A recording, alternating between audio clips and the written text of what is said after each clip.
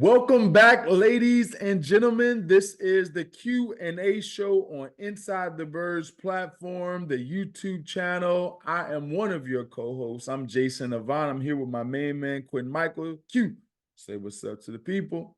What's up, everybody? Hope everyone had a wonderful Christmas. Happy holidays. Hope everybody had a good time, man. It Kwanzaa, was great. Kwanzaa, all of Hanukkah, all of that, man. So good to be back, man. It's a blessing. It's a You blessing. had a So good time with your family, Q? yeah, man, we had a good time. Kids opened gifts and we just hung out, chilled the rest of the day, had some good dinner, some lasagna, and then just chilled, relax, man. It was a good day. How about you? Everybody's good. The kids, that's the best part because my kids are still young to the point where they enjoy the presents and they look forward to it. So I only got a few more years until they just want a phone and some Jordans and leave me alone. But for now, I like opening their presents and being happy. It's always great memories. That's awesome, man. That's Yes. great news. Yeah. Yep. So Merry Christmas to you all. And the Birds gave us a Christmas gift with a victory over the New York Football Giants. Before we get into it, I want to do a little bit of housekeeping. And I want to say that thank you guys for tuning into the show each and every week. Remember, email your questions to insidethebirds@gmail.com. Everyone out there, thank you again to Adam and Jeff and Josh and everyone at Inside the Birds. Thank you for the opportunity. That's first and foremost, and we appreciate you guys definitely. Q, let's get right into this. I don't know how to say it, but let's get into it. Eagles finally get back in the winning column, right? 33-25 Eagles over the Giants at the Link, breaking a 3-game losing streak. The Niners lost to the Ravens pretty handily the other night. Last night, it was pretty good to see. Q, 11-4. 11-4 our team is 11-4. Do you think that we are the best 11-4 team? Do you think we are up there with the Niners, or what do you think? Man, I don't even know how to call it anymore. Outside the Ravens, who looked, very mighty the other night, it just seems like all of the NFC East teams are just shooting themselves in the foot each week, man. And the Niners, Cowboys had perfect opportunities to take the lead, and with the Eagles losing these last couple games, they were kind of reeling a little bit, and they just didn't put the Cowboys and Niners didn't put them away. So, it's tough to say, man. It's just you never know what you're getting each week, man. It's crazy. Would it be crazy if the Eagles mess around and get home field? The Niners go on like a losing streak and mess around and lose the Commanders or the Rams or something. That would be bananas. And And Eagles end up #1 seed. That would be crazy. that would be crazy. And that's Yeah. not outside the realm, I mean, of possibilities. So Well, it could losing to happen. the dang Seahawks could haunt the Eagles so bad because going to San Francisco and then playing in Philly, two totally different things, man. I know, man. No, it'll be Ah, interesting. We'll see. and also the We'll see how it Cowboys shakes out. are like warriors at home in comparison. Like, so there's a lot of things that that game versus Seattle is behind us now, but let's look forward. Let's look forward. No All right. doubt. Eagles locker room after the game. A lot of things didn't go right in the locker room. After the game, the post-game vibes weren't really that high. A.J. Brown did not talk to the reporters, had nothing to say. Devontae Smith said he wasn't happy, didn't think that it was a satisfying win. He's not happy overall with the way the offense played, the team in general. What do you think about these comments or these non-comments? I mean, I so the AJ Brown comment kind of worries me a little bit, but everyone else, Devontae, um, some of the things that Malata said, some of the things that Kelsey said, I get that, man, and you know, you want to go out and you want to have a dominant win against a team that's not really at the same level as the Eagles. So I understand the frustration, shooting themselves in the foot, the turnovers, those type of things that really kept the Giants kind of into the game. But as you know, man, it's not easy to win in this league, man. And even though you shoot yourself in the foot, you got to celebrate and enjoy the wins. You learn from the bad stuff, and then you move on. You get better from next week. And so I understand the frustration. I understand that they don't want to shoot themselves in the foot anymore. And the time is getting close to the end. But at the same time, man, you gotta enjoy these wins. They don't come easy, man.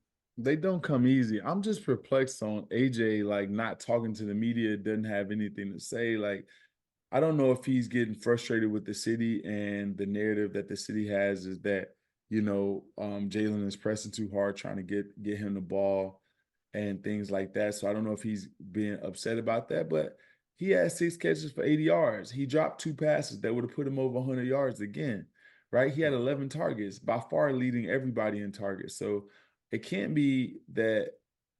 I hope he is not mad about anything that's related to football, because these past 2 games, he's had multiple opportunities. The Yeah. past every game, if anybody had any opportunity to make a difference in the game, is AJ Brown. Yeah. So I don't know if it's the routes being called or the frustration with the play calling.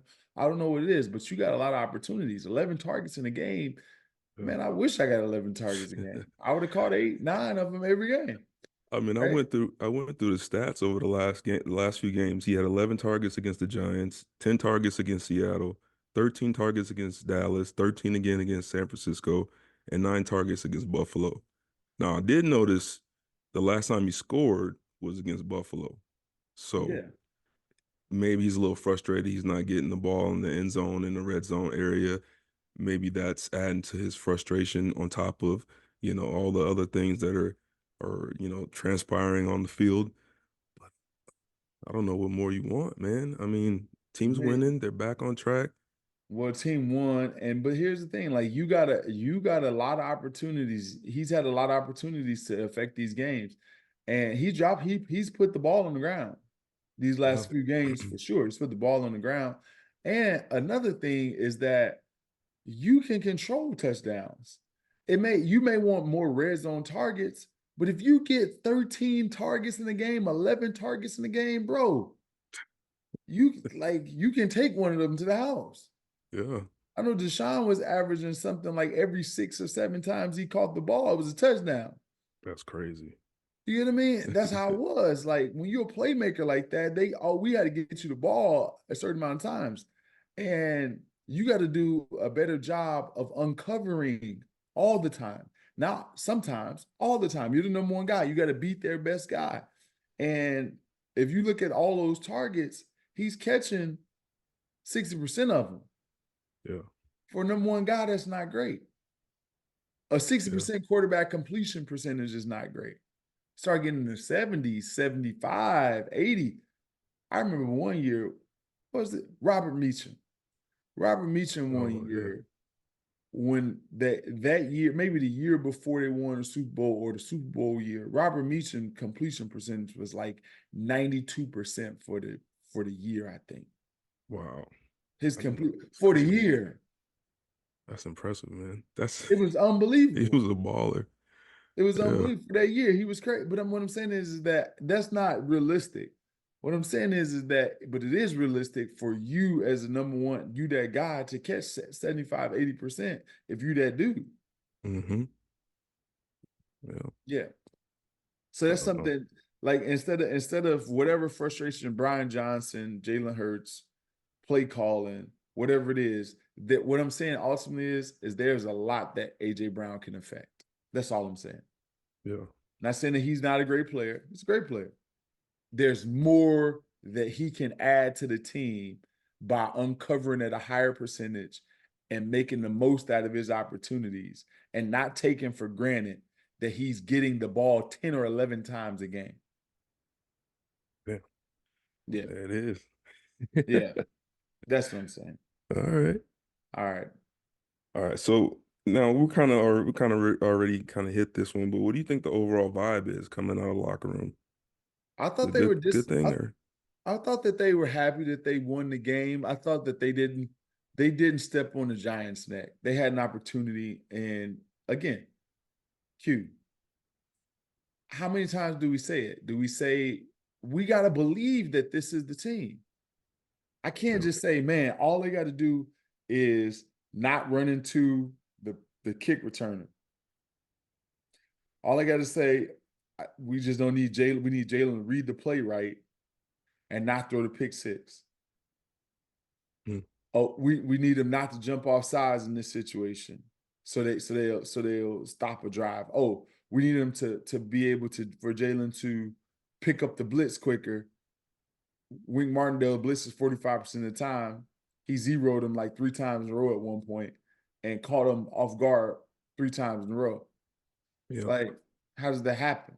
Like, these things are what we've been seeing all year. Agreed. And if that's what we've been seeing all year, the vibe should be down because you want to see growth. The area that I do see growth in is the secondary. Oh yeah. The secondary the last 2 games hadn't been the best secondary in the league, but you seeing balls being challenged. Yep. You see guys closer and giving up less space. Yep. There's still work to be done, like Blankenship. Like, what are you looking at, bud? Like this, but before you looked at the receiver, he was already on your face. It was a wrap. Yeah, like what was he doing? And he didn't understand what he didn't understand cover four from that perspective. If you're seeing everything as a safety in that situation, I don't know, Q, what if you can see backside or not. But once you see those two out routes, you got to know seven that deep seven is coming, so you can kind of overplay that and play it high, knowing that it's going to be super hard for the quarterback to throw a corner post back to a safety that's free. The backside safety was free. Yep. So I don't know. I'm getting all over the place, but I don't know. That's your expertise. Now I'm looking at it. I'm like, okay, He this is tripping. cover four. He should know based on this 3 man to the side that he has help. He does have help from the backside safety. Yep. I don't know. He took a bad angle. Yeah, The corner on that side didn't do him any favors. And honestly, was it Slayton, right? Slayton just that was basically Slayton. just That was ran Slayton. Slayton can ran run. straight past him. I Yeah, mean, Slayton can eh, run. yeah, in that situation, you just gotta get some depth and use the sideline. But yeah, nah, that Yeah. was I don't know Well, what he's doing. he wasn't. He was acting like he was out there playing his tight end. That's it. He'll learn. But He'll learn. that's what I think. Like I can we fix it? I hope so. I keep saying, okay, wait till we get this person back in there. Will Vontae Maddox fix everything? Zach Cunningham was in there before. Did he fix everything? Morrow was in there before. Did he fix everything? Yeah, We get Darius Slay back. Did he fix everything? And good then point, man. if all of them are back, how long will it take him to jail? That's a good point too. We don't know. When Landon Dickerson, did he fix everything? No, they didn't. So eventually we got to think like, man, this team is an undisciplined football team. And as constructed and as is today, they're not going to win the Super Bowl. Now, as is today, if they put together a run here and they play sound football where they're not being penalized and they're not being, doing dumb things, maybe. Yeah, All right, I ain't gonna hold it. point. I keep going. No, you good. All right, Nick Sirianni seemed to be drawing at outside linebacker edge coach Jeremiah Washburn on the sideline. Q, is that a sign for coaching staff being tight, or is it just hothead Nick doing hothead Nick things? Yeah, I saw that. I didn't quite understand what was going on. Call the timeout. Reddick was coming to the sideline.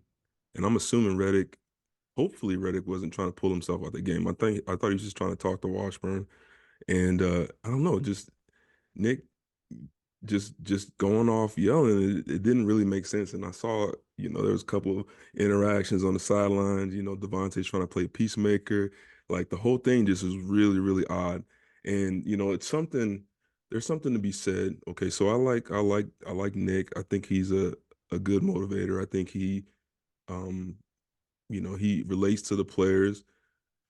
I think he does a good job for the most part, but it's situations like this that worry me where, as Coach Reed was for many years and still is, just very stoic, right? In these situations when there's a lot of pressure on the line, there's a lot of of important little things that need to be managed, you got to keep your cool. And so that part I'm not really happy with Sirianni. I know that's how he is, but he's got to do a better job in that situation of just being poised and calming down and understanding that, you know, this situation is critical, but we need to focus on the job at hand. And so I think he kind of lost himself a little bit there. And he came out today and he explained his thoughts on it, and it sounds like everything's going to be good and they're going to move forward and everything should be fine. But I thought that Yeah. was really weird, man. I don't know. Yeah, he said he think he has to control his emotions better. And remember, the team takes on the character of the head coach. So when you see outbursts from the head coach, the players subconsciously think that they can do the same thing and that's okay. But you can't have panickers in the midst of the battle, right? You Yeah. talk to anybody that's been in war, you don't want a person that's sporadic because the person that's sporadic is going to give away the location. They're going to give up information that could kill everybody. And that's what you don't want. You want everybody to be calm, cool, and collected, like they've been there, realizing that as a coach, yeah, you're part of the team, but it's your job to steady the ship Yeah. and to be even keel and understand the situation. It's never as good as it seems. It's never as bad as it seems. And staying even keel, not too high, not too low, is his job.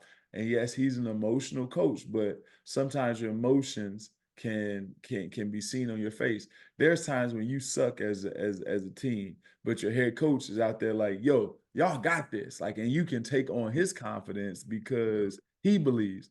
I've had some coaches that made some bad teams think that they can do some good stuff because Mhm. the coach was the same way all the time. And I think you need that. Absolutely. Yeah. Absolutely.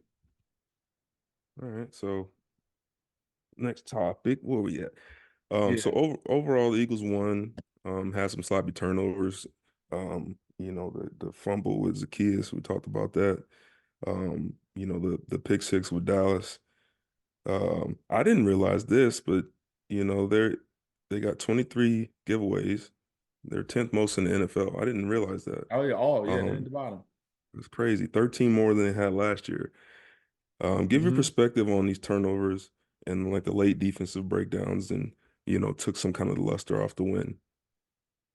Yeah. Like give me what you're thinking about that. Um, I'll say this about the turnovers, Q. I think there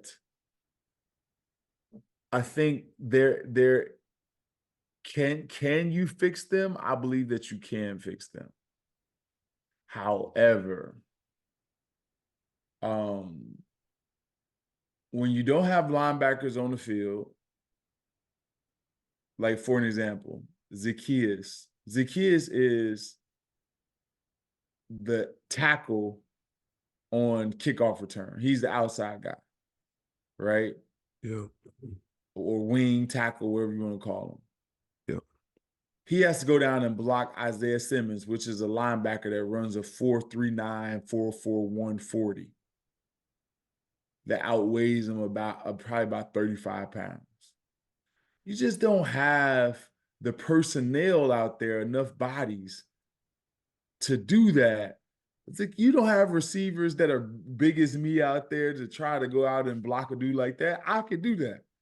But Zacchaeus is 180 pounds. It's just bad. That's not Zacchaeus' fault. That's just bad. I won't say bad coaching. I just think it's the NFL. that you don't have enough people to go out there and do these things. And you got Yeah. receivers like, and Julio, like, we don't want to put Julio out there, put Zacchaeus out there. We can't put Quez out there. He only good for one thing. Like, that's why it's so important not to have a bunch of these players like that. You need a Zach Pascal because that's not happening to Zach Pascal. Good point. Yeah. You got a whole bunch of, you got Devontae Smith, you got Quez, and you got Zacchaeus.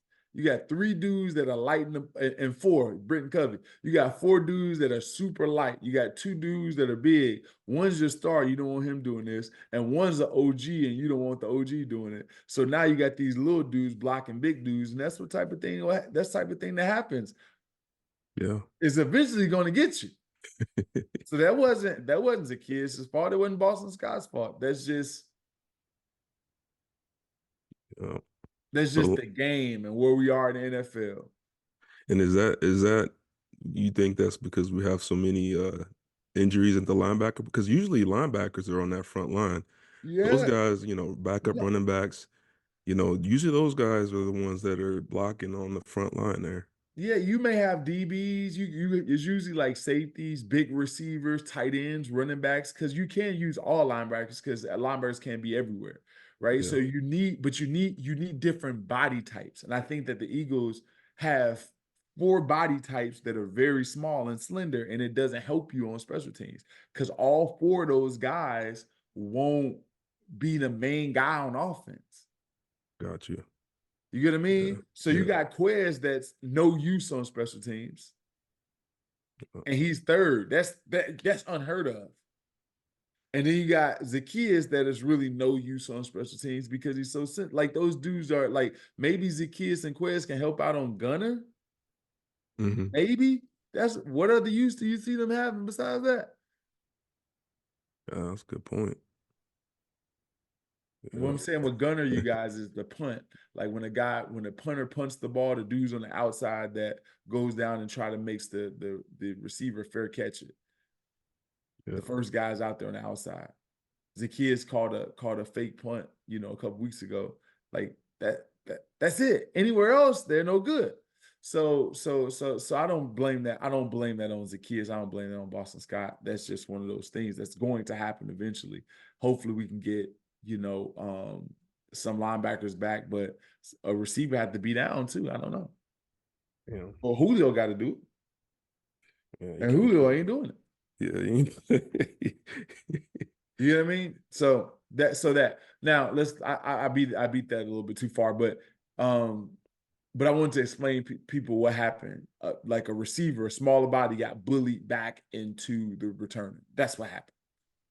Yeah. And it ain't his fault because he's outweighed by 40 pounds and a dude run just as fast as he do down. And the dude got a 30, 40 yards full speed sprint. I don't miss them days, man. Yeah. It's like, what can you do? Like if he's not used to it, you can't. You're not going to win it. All right. Jalen Hurts. Jalen Hurts' interception. Look, I want you guys to look at this play. All right. So let me move myself out of the way. All right. So what the quarterback is taught in this situation is to read the numbers, right? So down here at the bottom, you got 1, 2, 3 receivers. You have 1, 2, 3 defenders. They're off. So he technically could throw it to this guy and make a couple yards, but not a bunch of yards. So normally you're taught because it's 3 for 3, leave it alone. 3 for 3 means that it's an even matchup. 2 of these guys block, 1 person will go and tackle the guy, right? They are off a little bit far, but you can throw this, but it's not the greatest look. Here, this here, the next read is the out route, the 5-yard out. From this position, it looks like Dallas got it, but I don't love it. The reason I don't love it because remember, it's still 1 for 1. This guy is a better athlete than your tight end, and he's outside leverage. Yeah. So if he doesn't back up, you're in trouble. Right? So based on this pre-snap read, I, as a player, would think that I have more favorable numbers to give the ball because there's only one person. 1, 2, 3, 4, 5. I have 5 linemen. I have myself. So it's 5 versus 7 or 6 Okay. versus 7, right? So I have favorable numbers to run the football. So this pre-snap read alone should have told Jalen, I'm just reading the end because this is a run. I would call it a run pass option. You got to run to the running back, or you can keep it and run, or you can use one of these options. It's too many options for the quarterback on this play. Too many options, right? Yeah. It's a whole bunch of options right here. But he decides to throw it. Look at the end. Look at this end right here. This end is already flat. What does that mean, Q? Give it. Give it. Yep. He's not rushing down fast. He's square almost to the line of scrimmage. Give it. Let it ride. Mm. And now, I see. guess what? He's going to make 4 or 5 yards, or if he can make this guy miss, you're good. Because once you give it and you run over here, you're going to occupy this guy completely. You may even take out the linebacker. Mm-hmm. Yep. Okay? So that's that. Now, Dallas Goedert is not used to running a 5-yard out from receiver position, not an angle out. Like he's used to running a stick. Not this takes technique and skill, a lot of it.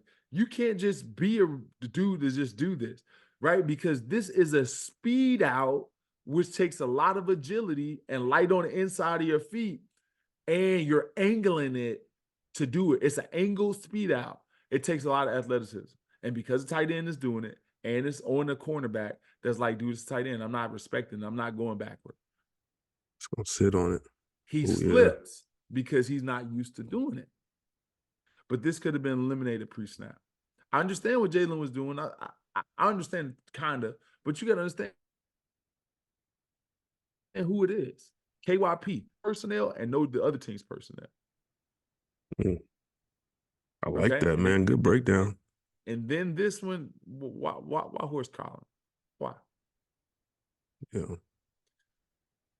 Oh yeah, he sat on that boy. Yeah, what are you here, tight end? Why wouldn't you sit? Adoree Jackson run a 4.3 something, 4.323 something like that, real fast. Why in the world would I be worried about tight end not run a 4.3 something? No, that's crazy. Especially with pressure. We're pressure. So he's sitting on there looking at the whole time, and he did a great job because he was off far enough to make things to make Jalen think that he had an easy throw. Yeah. But again, Jalen can adjust right there too. He already outside leverage. Understand what it is. Even if you don't make that throw, he outside leverage. What do you think he gonna break? He not breaking inside of him. He already outside of him. Put the ball on his body. Yeah. So that's that play. Sorry, Q. That was a long time. No, I like that, man. That was a good breakdown. Shoot. I love it. Yeah. Yeah, man. And it's just stuff like that, man. It just kind of, they're dominating the game, the whole game, and then, little stuff like that kind of puts a damper on it. So, I get what you're saying. Yeah. No, but they had that game. So let's break this down. So the Eagles 17-3.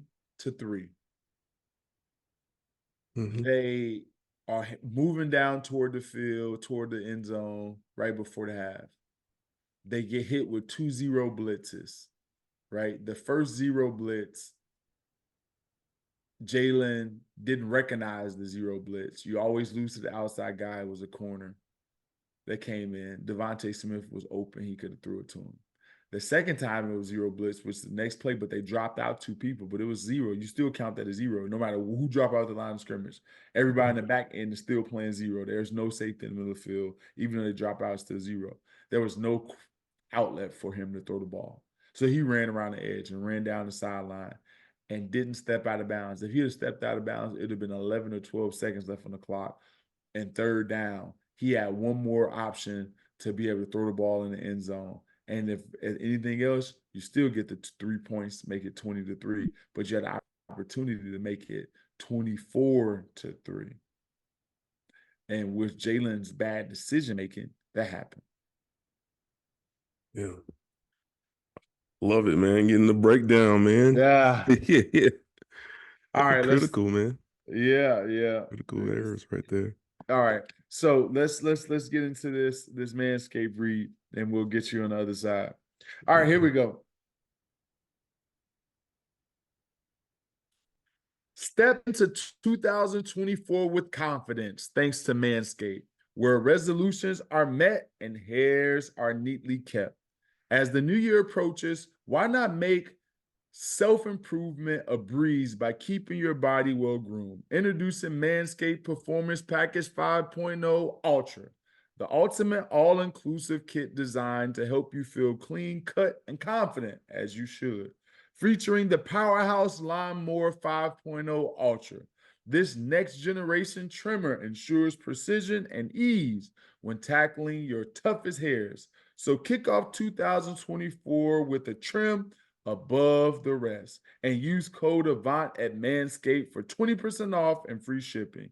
Q, I can't believe the Birds didn't win the Super Bowl last season. Maybe they just weren't feeling the freshest. But we can look forward and toward the future and feel our best with this bundle. A brand new Lawnmower 5.0 Ultra, Weed Whacker 2.0, ear and nose hair trimmer, and essential aftercare products like the Crop Soother Ball Aftershave Lotion and Crop Preserver and Anti-Chafing Ball Deodorant. Their 5th generation lawnmower features 2 interchangeable next generation skin safe blade heads, one for taking a little off the top and a new foil blade to go as smooth as you want to go. Did I mention it's waterproof too? Also, Manscaped threw in 2 gifts to ring in the new year: the Boxers 2.0 and the Shed 2.0 toiletry bag. Resolutions come and go, but a well-groomed you are here to stay with Manscaped's latest and greatest. So start off the new year right, because you look good, you feel good. Manscaped help you sculpt the best version of yourselves for the new year. New year, new you, and definitely a new trimmer. Get 20% off and free shipping with code Avant at manscaped.com. That's 20% off and free shipping at manscaped.com. Use Avant. Happy New Year to your balls with Manscaped. I love it. That was a new read. I'll do better next time. Hey, it's Jeff Mosher. I love the fall because football's back, but it's also my busiest season. Between work, kids going back to school, youth sports and activities, there's just not enough time, especially to make a good home-cooked meal. That's why I love HelloFresh. They deliver farm-fresh food with pre-proportioned ingredients and seasonal recipes right to my doorstep. No more wasting time at the grocery store, because America's #1 meal kit helps make home cooking easy, efficient, and affordable. We don't waste time researching new recipes and planning meals. With HelloFresh, the shopping's already done. The perfect amount of ingredients arrive with step-by-step recipe cards. How efficient is that? Plus, HelloFresh saves you time and money.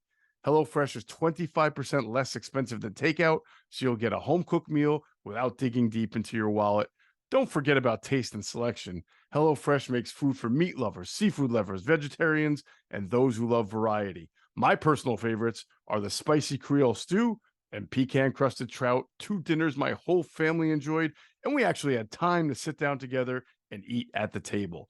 Go to HelloFresh.com/50Eagles and use the code 50Eagles for 50% off plus free shipping. That's HelloFresh.com/50Eagles. Use that code 50Eagles for 50% off plus free shipping. Act now for America's #1 meal kit.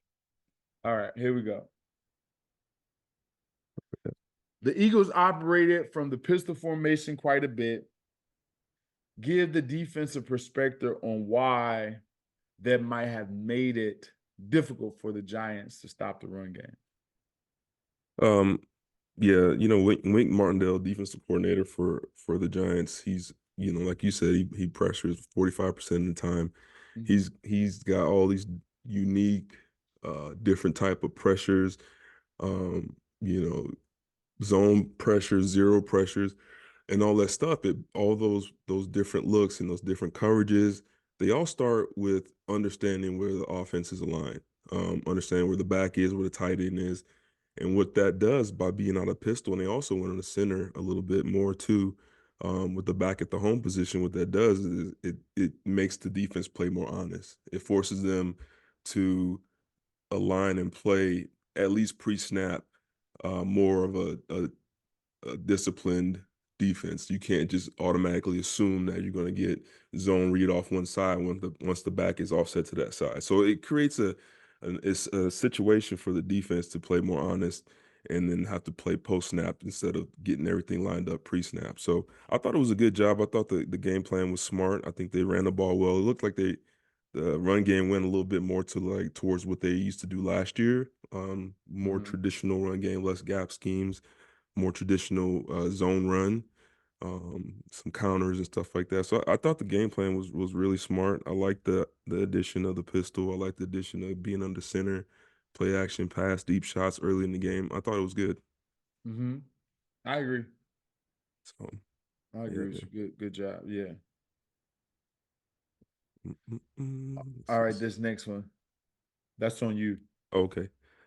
Yeah, so Jason, the Eagles played they played half the game in 12. They played half the game in 12 or 13 personnel. Was that a game specific? Was that was that game specific against a heavy run blitzing Giants defense, or another way to get the ball out of Jalen Hurts' hands quicker with a clearly defined with a clearly defined with clearly defined reads? Yeah. So I think that it was definitely game plan based, right? Uh Being in 12, 13 personnel, it offered you an extra body when it comes to the rushers.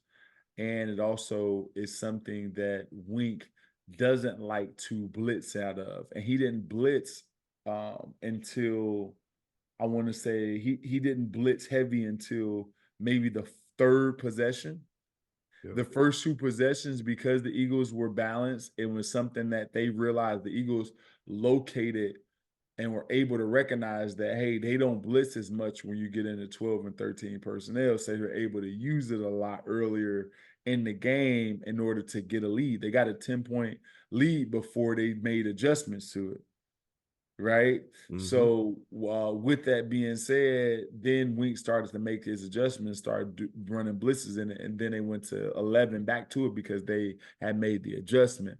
But it's easier to protect in 12 and 13. It's also easier to run the ball in those formations because you got bigger bodies, and teams are getting less familiar with these formations, especially 13, right? So teams are getting less familiar with this, so you offer an advantage at times on the within the box. So uh, that's what I say. That's what I thought the difference was. Absolutely. I like Yeah, it. I remember Jim used to hate blitzing against 12, man. He yeah, used to hate it. yeah, because you think it looks like because they have so many people. If they don't release that guy, the quarterback got all day, and you got less defenders back there. You know what I mean? So Yeah. yeah. So and that's that was just an adjustment for Wink. It was a way to mitigate how much he would rush, but if he figured it out eventually. He sure did. All Go right, ahead. where we at? Yeah. Um, The Eagles put together 7 scoring drives, both uh I was they put together 7 scoring drives. Are they on track or the Giants just bad? uh, I don't know. I certainly think that they look better. I thought they ran the ball well. I think they committed to the run game, which also always helps. It helps Jalen. Um, what did Swift had? What 20 carries, 92 yards. So 20 Yeah. carries. We've seen a couple games where he's getting like 6, 7, 8 carries. So, I do think I like the scoring drives. I like them committing to running the ball. I like that big throw to Devontae Smith in the first half, that was a beautiful on that little post down the middle of the field. That you know what that Jalen was, threw. Q? What is it? That was a choice route. Was it? That was a choice. He ran it 3 times. It was 3 for 3 on that catch. He broke out twice, and that was the time that he broke in. Wow. Yeah, and he broke in because of choice. When you break in on a choice, you run it like a deeper slant. It's either like Okay. a 5-yard out or like a slant type of play. But he's smart because Devontae's a route runner, and he's an extraordinary route runner. Some dudes run the lines, and you're supposed to make the decision at 5. The defender was at 7. He went 2 extra yards to get on his toes so he can make the catch and run that much easier. So you can't declare. So it's just like little things like that that make the big difference. Like just knowing, okay, the coach tells me to run it at 5, but if I get to his toes 2 more yards, he has no chance I can score a touchdown. But if I Wow. break it in front of him in 2 yards, now he can react and I'll get a catch, but it'll be a catch and tackle. Okay. All right. Yeah. That was a beautiful play, man. I loved it. Yeah. I didn't know it was a choice route. Okay. Yeah. So here's the Yeah. thing. So basically they ran you remember the concept that they ran in Seattle where Devontae had the inside fade, Jalen didn't throw like the little hitch to DeAndre Swift or Gainwell. I couldn't remember who it was out there. Yeah. Same concept up top. Zacchaeus had the fade. The running back had the little short stop route outside. Dallas was doing his own thing. And Jalen recognized it right away because the linebacker was out there far extended with Swift. The corner was in man, but he was off. So you eliminate that and you just come back to your choice. He knew it right away. Devontae Smith, they were like trying to make it look like zero. So the guy was inside, but he was shuffling out because he had to get into outside leverage position because it was really cover 1. And he broke in. It was just a great job by Jalen, great job by Devontae. Man, that was beautiful. Yeah, All right. that was a pretty play. Thanks for the breakdown, man. Yeah, I like it. that was a pretty play. I can't French you. That was a pretty play. So I think the Eagles are just I think my thing with this Q, I think let's break it down real quick because I can always break something down, man. But first drive touchdown, right? Mhm. Tush push. DeAndre Swift, you better get in the end zone because you giving all your touchdowns to Jalen Hurts. He was trying hard too. Yeah, He was trying hard to get in there. yeah, man. Right? All right. So second possession, they ended up getting stopped, but it was self-inflicted, Yeah. right? Mm-hmm. They got a penalty on they. So here's the thing. I wish I could show this play. I'm not going to show it. Boston Scott had 1 carry. We know that Boston Scott kills the Giants. He has 10 touchdowns versus the Giants. He had 1 carry this game. And the 1 carry that he had, Q, should have been a house call. Really? The What 1 happened? carry that he had should have been a house call. Great play design. And this is the type of stuff that I say, like when you break down stuff, it was a great play design. Quez was in a cut split. Mm-hmm. And when you're in a cut split, you got safety. Yep. Quez went to the safety, was right at the safety, in front of the safety, 2 yards away from the safety, in great position. The safety wasn't behind him, was in great position. Said, no, I don't want to block you. And went out to go and try to block the corner. Oh, man. Jason Kelsey was pulling, got the inside linebacker.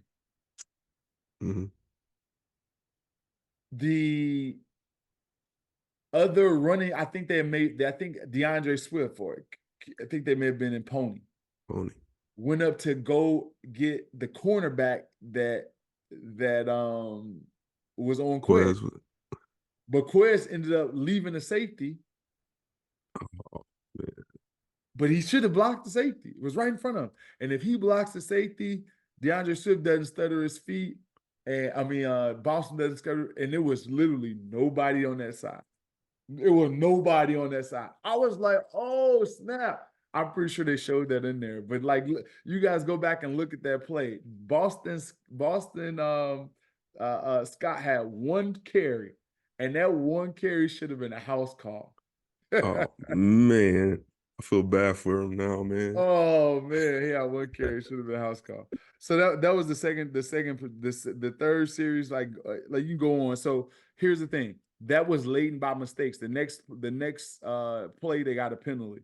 Right. So the only times that they got stopped, I got two drives in here. They had 10 offensive possessions. So they're definitely doing better. They scored on 7 of them. They had 10 offensive possession. The one I just gave you, it was self-inflicted.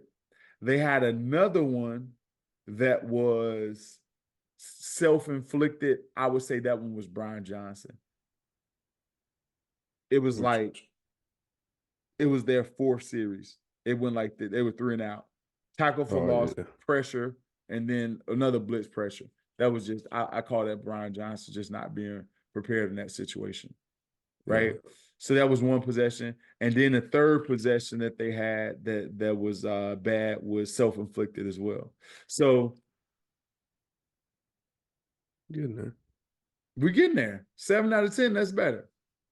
Much better. And you putting points up early.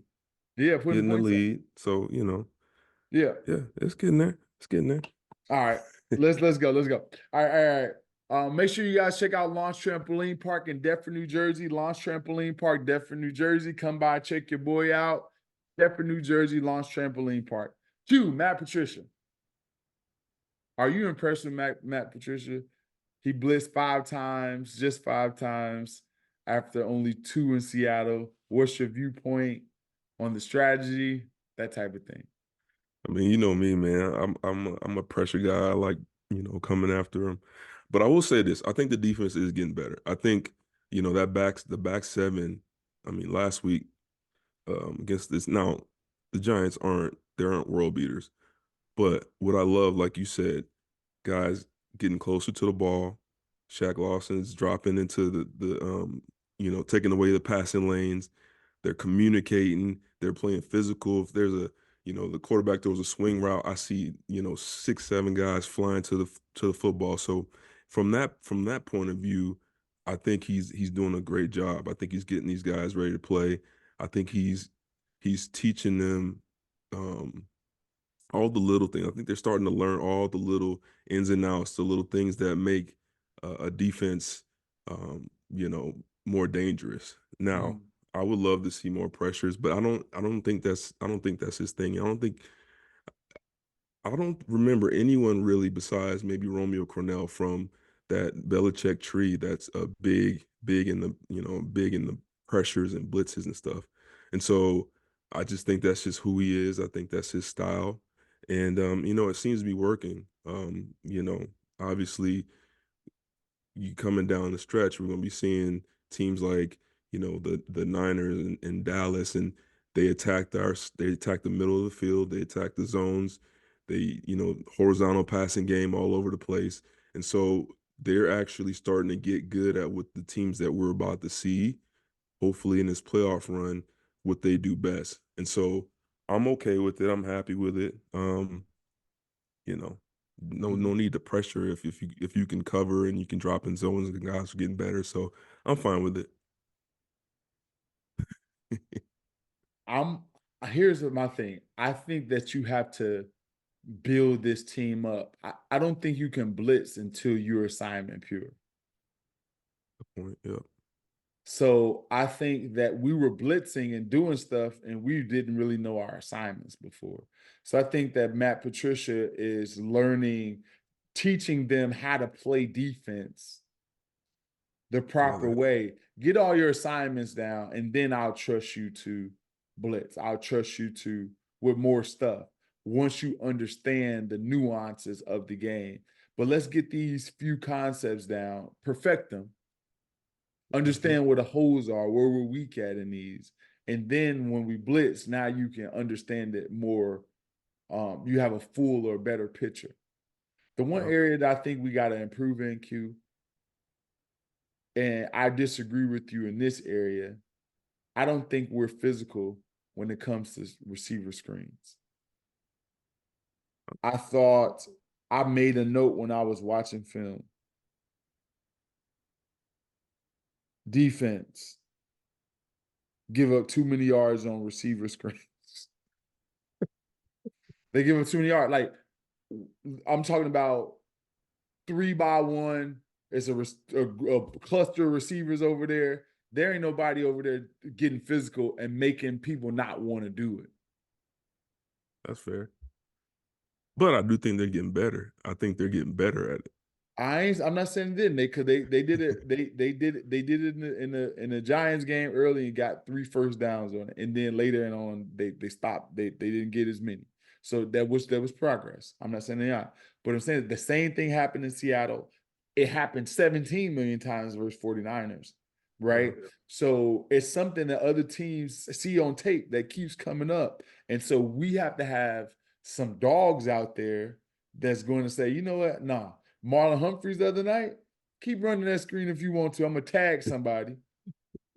You know what I mean? The Ravens guys is like, okay, you're gonna get some yards, but we're gonna make some people pay too. Yeah.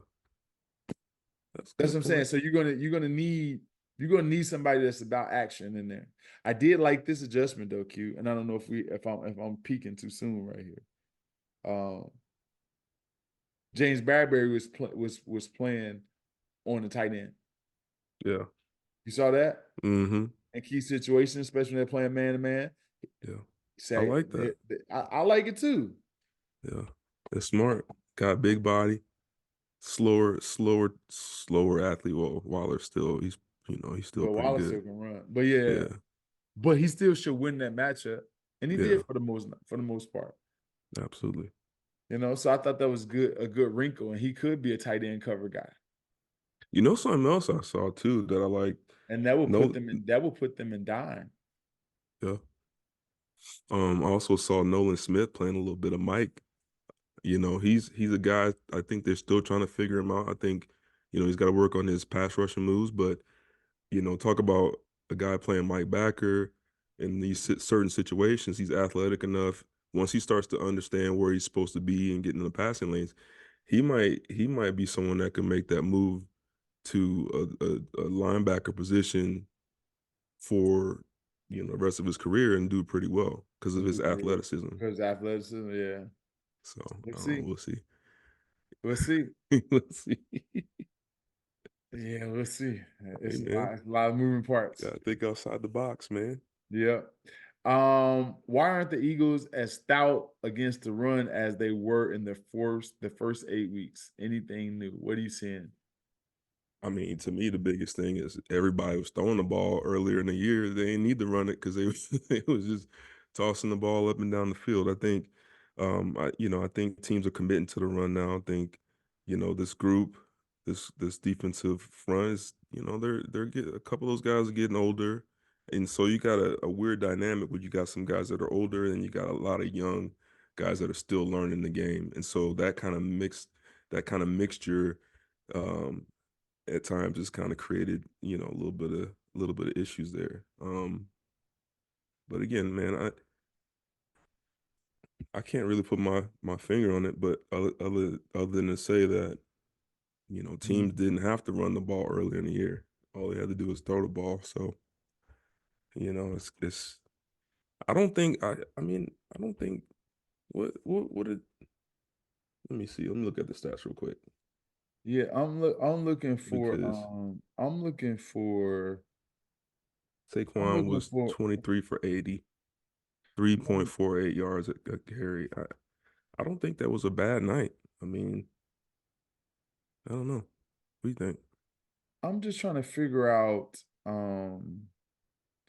the defensive line rotation. It's all over the place.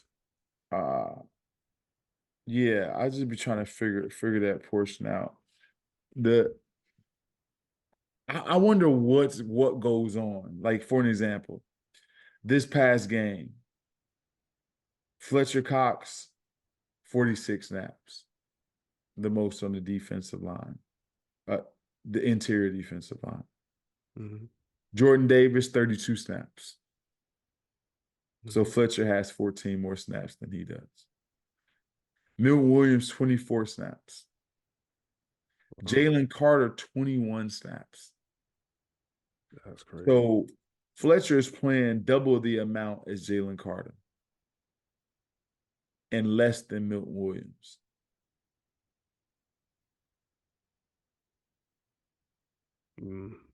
Yeah. Patricia don't like him? No. I don't know. What I'm saying is that some things are just weird to me, and I don't necessarily know if that's the reasoning for the inconsistent play and the defensive line. I think a lot of those guys are too like, you got a lot of talent in there, but I don't necessarily see the benefit of playing Jalen Carter less snaps than half the snap Fletcher Cox. I don't understand the benefit of that. Listen, if Fletcher's in the baller and he doesn't deserve that. But half the snaps, I don't think you want a first rounder and a guy that's shown flash to get as many reps as possible. I don't know. That's what I would think. That's the only thing I got to say with the run stopping. I just think that there's a lot of this inconsistencies in who's in there at times. And I know they rotate guys, but the rotation doesn't seem right. Yeah. That's a good point, man. I didn't really notice that from that point of view. I'll keep an eye on it, see what's going on. All right, cool. All right, next thing. What happened on Darius Slayton's 69-yard touchdown in your wrong young safety, man. Young safety, they're in quarters. And I'm only gonna assume he just had a brain fart, because there's no way you got a receiver streaking down the middle of the field and you let him get that close to you without turning and running. I mean, I wish we had time to pull it up. I've never seen, and I can't tell if he was expecting the corner to. I can't tell if Reed was expecting the corner to be underneath that, but it was a flood route. There was but he got over top of him. Yeah. Who he did? couldn't expect the corner. No, Slayton was on top of Reed. He can't expect the corner to be on top of him. I know. I don't know what that was, man. And I can only think it's just a young safety, brain fart, just wasn't thinking through. But that was not. That was ugly. That was ugly. It was Keely Ringo over there. So it's a younger guy, but it was a really good play design. It was the flat right now. So it took the hook defender out right away. Right. Yep. So it took the hook because there was a flat that went right away. Yep. And then there was a 10-yard out. So that's going to take the corner. It was a good play design. Yeah. A really good play down. I don't care what corner it is. Like that corner is not going to let a 10-yard out just be in front of him. Like, I'm just going to play this corner out from number 2 and cover 4. No, he's going to take that corner. They're going to take that 10-yard out every time. But it's a good design. Technically, it's supposed to be the corner, but like you're saying, like Reed, there's nobody else. There's nobody else in the middle of the field. Plus, like you said earlier, you got a safety on the other side of the field. So if he runs that sting route, or whatever you want to call it, where he crosses his face, he's got help. So but it technically is supposed to be the corner route that's getting depth. And what happened is that the underneath hook guy went too flat to the line of scrimmage and didn't play in between. Yep. Yeah. So and so the corner was like, somebody got to do something about this, and he did something about it. Being a young guy, Keely Ringo, but even with that being said, there's no way that Slayton is supposed to end up on top of you. He can end up on the side of you, and you push him toward the sideline, but he don't supposed to be on top of you like that. Listen, am I lying? Oh hell no, absolutely not. All right. I thought like I can see a guy catching that corner route and getting pushed out of bounds because you're like, oh no, he ain't getting on top of me. You know what I mean? That's how it's supposed to be. Yeah. Listen, man. That's right. All I can tell you, that is one of the worst feelings in the absolute world when you're a deep safety and you turn to run and you see the receiver like 8 yards behind you. It's a man. The worst It's a panic Drop mode. Drop it. Just drop it, please. Do it out. You hear everything, man. You hear the crowd gasping. You hear everything. Yeah. Overall, though, Q, I think our team. I thought the offense played better. Jalen left a lot on the field. The reason I say he left on a lot on the field is that he has to be able to recognize and be prepared. Him and Brian Johnson. I'm not blaming them because they scored 7 out of 10 possessions. I'm saying that they got to be more prepared for blitzing and get them in favorable calls. There's too many times where the routes were too late developing in zero blitz. It's too late. It was too far. Sorry, I closed my eyes because I'm trying to visualize the play. And it was just too late. So they got to get a plan for that type of blitz. Another thing, too, Jalen, at times, he's running out of the pocket, like we mentioned last week, when it's unnecessary. And if you understand what your concepts are, it's okay, Jalen, to throw one at somebody's feet. Just don't take the sack. No point. You know what I mean? No, understand what a check down is. Understand where your next guy is. Just because there's pressure, if you can avoid that first guy, which you normally do, have the presence of mind and remember where people are. Yeah. But so they're still feeling themselves out. Right? Yeah, overall, we did better. It was one Jalen saved the day. There was one play that changed the game. One play to change the game. The one throw to go ahead. The throw to AJ Brown. Yeah. That was beautiful. That play changed the game. The Giants cut the lead. The Eagles were up by 3 points. Was it 3 points, Q, or was it 2 points? I think it was 3. Let me see.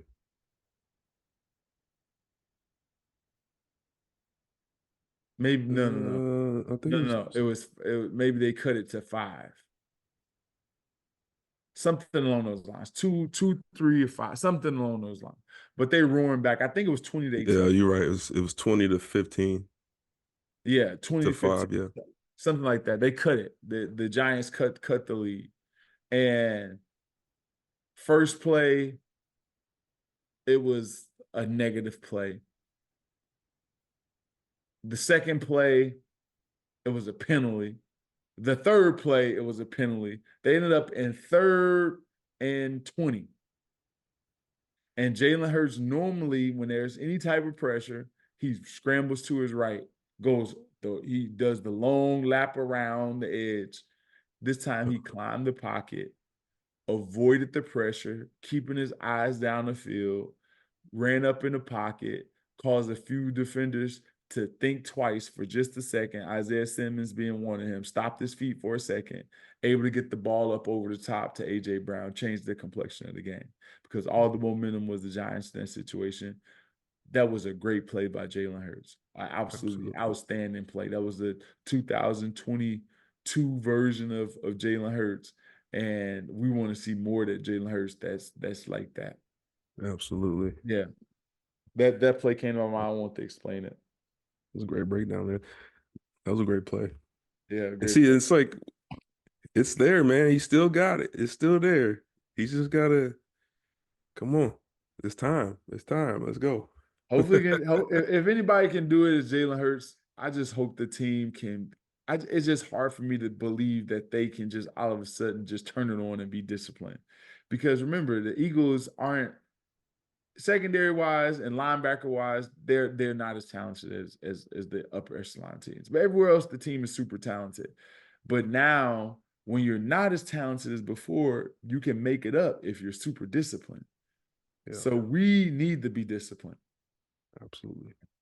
That's all I got, Q. That's it. That's it. Ah, that's the Q&A podcast. Q, before I say you have the last word, thank you guys for tuning in. Adam, Jeff, everyone that tunes that's responsible for the show, and all the fans that tune in every week. Thank you guys for checking us out. Q, you got the last words. Yes, sir, man. As a blessing, it's always a blessing to hear you. And I love the breakdowns. You know so much about the game, man. It's awesome. So yeah, Listen, man, it's I'm fun. getting it from you. I'm asking you. I'm like, man, what is Blankenship doing in this situation? We get it together. You tripping. See you guys. See you guys. Be sure to check out our friends at phlsportsnation.com. They're enhancing the fans' experience with their coverage of all Philadelphia sports teams. For the fan, by the fan is their motto. So make sure you check them out at phlsportsnation.com and on Twitter at phlsportsnation.